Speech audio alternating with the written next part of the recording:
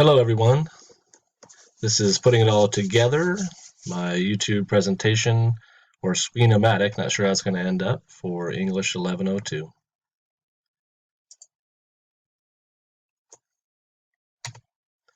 The outline for this presentation is going to be the challenges.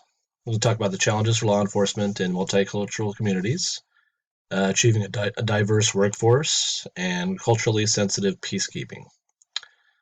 The goals is to promote discussion and brainstorming on how best to promote diversity and serve communities. And we're hoping to run around 5 minutes, give or take.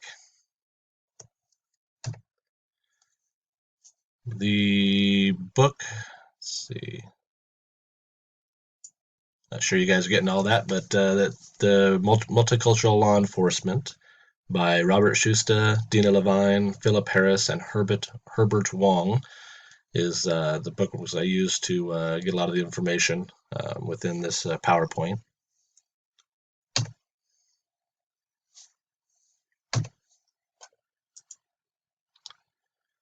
So the challenges for law enforcement in multicultural communities.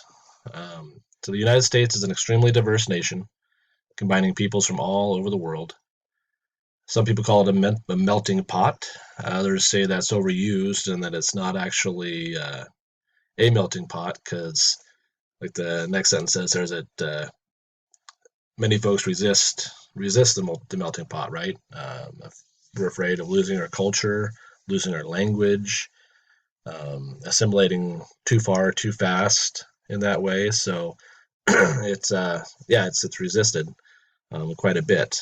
It takes time, usually multiple generations before that can happen, and even should be, right? I mean, different cultures or different languages are all beautiful, right? Should we just accept it and find out, discover more about each other?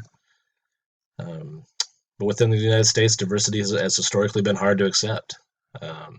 Different cultures have immigrated here for hundreds of years. Irish, the Italians, Jews, Portuguese, Germans all faced a tough time when they immigrated here. They were discriminated against, the very lowest rungs of the socioeconomic ladder. And we're just seeing that repeated, you know, today as well with different cultures as they immigrate to the United States. Also, another challenge is that immigrants have been found to be victimized at a higher rate than those born in the United States, particularly in the area of domestic abuse. Some of the reasons why are they're afraid to contact law enforcement for deportation reasons or other reasons. They're afraid they'll be get in trouble themselves. Another part can be culture, where maybe it's a patriarchal society and the men have far more power, and they're afraid that maybe law enforcement won't listen to them. They'll just take the man's side if it's a woman, being a victim of domestic abuse, and also language. Afraid they won't be able to communicate well and about what's going on, or afraid even to call 911 sometimes. All things that are challenges we have to overcome in law enforcement. Another challenge is cross-cultural misinterpretation. We're looking at different diets, medical procedures, standards, family hierarchies. Some of the things the book talked about with the different diets. One individual, part of their culture was drinking kava, and law enforcement believed that he may have been under the influence of an illicit drug during that. Excuse me.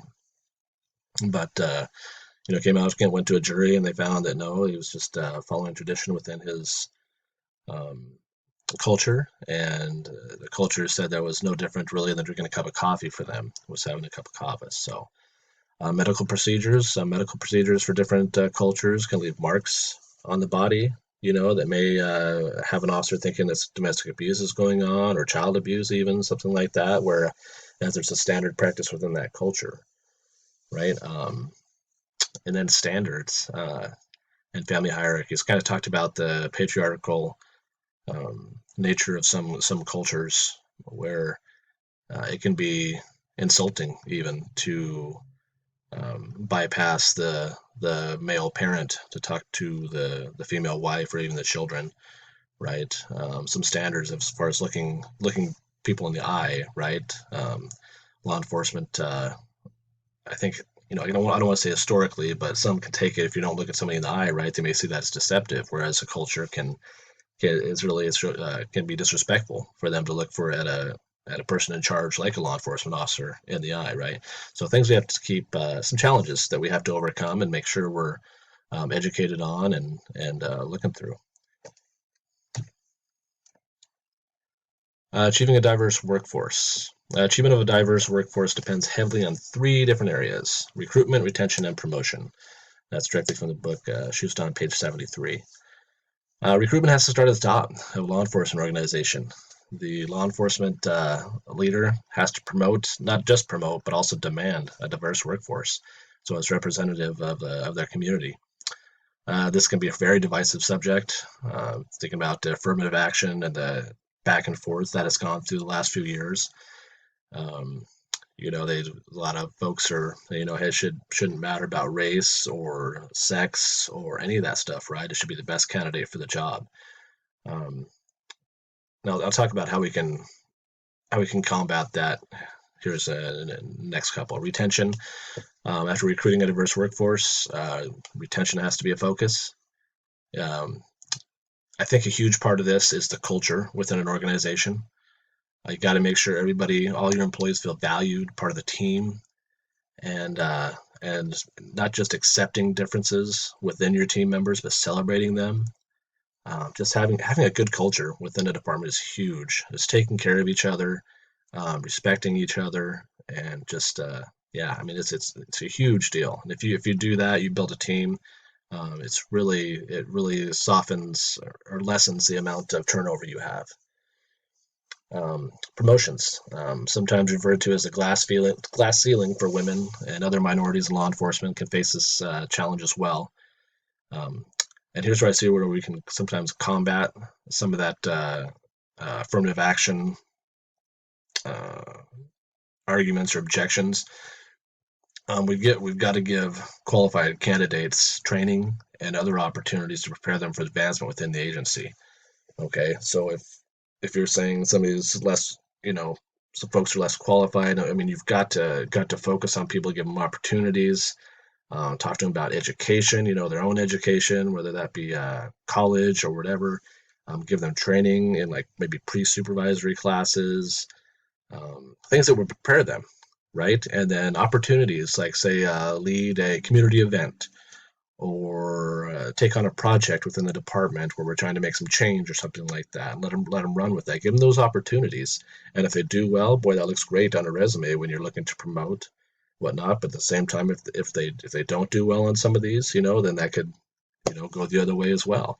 I think which would include some fairness though within the perceptions of the promotional group, if you will, how these things go through and how they can be, I don't necessarily justified, but I think that will dismiss a lot of the arguments of affirmative action if people are given opportunities to prepare themselves for those promotions.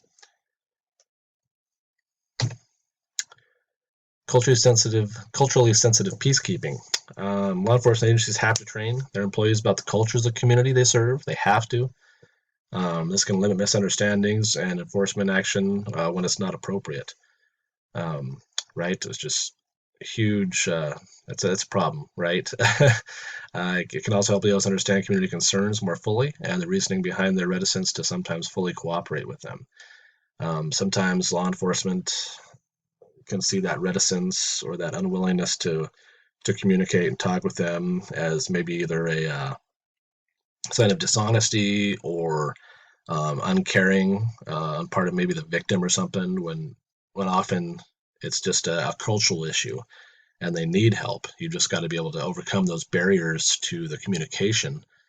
Do what you need to do, whether that's coming in with a female officer or a clerk or somewhere around somebody that speaks their language, separating them from the other part of the family so they feel more comfortable, whatever it is, right? We need to find out what those things are so we can help our community and help those victims that need it.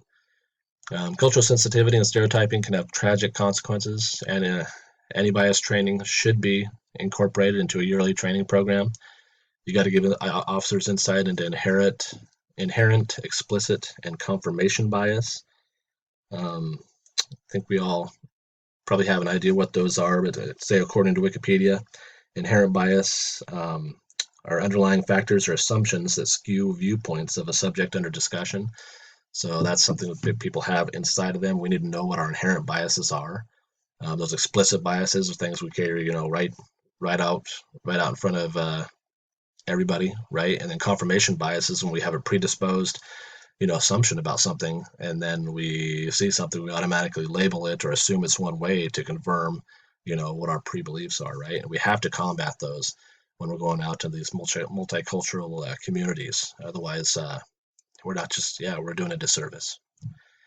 And there needs to be a cultural change within the departments, giving the LEOs the opportunity to change their rules and seek to understand first and enforce the law second, when possible there, right? Because sometimes law enforcement actions are, it's a fast moving situation. If somebody's getting hurt or something's going on, a lot of times there's not that chance to slow down and say, ask what's going on, right?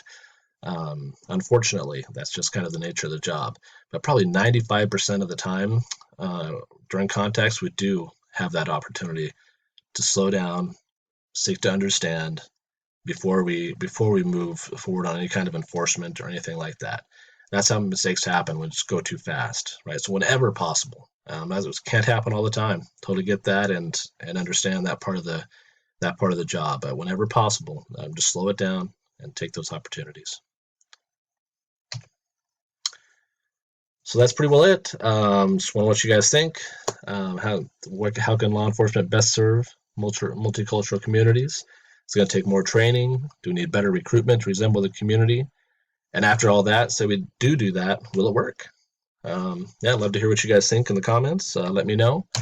We're excited. Robert Schuster, Multicultural Law Enforcement Strategies for Peacekeeping in a Diverse Society. And that last picture was just that West Midlands police picture. So anyway, thank you all for looking. Congratulations on getting through the semester, and good luck in the future. Bye-bye.